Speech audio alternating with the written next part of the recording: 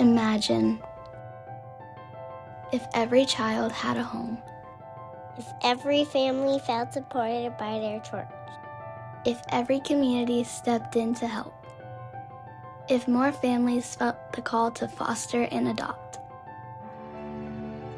Imagine how you can become an answer to prayer for vulnerable children in need. Imagine how God might use your church to help grow His kingdom.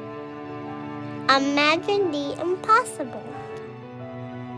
We might not know the future, but we do know the one who makes all things possible, beyond what we can ask or imagine, through His power within us.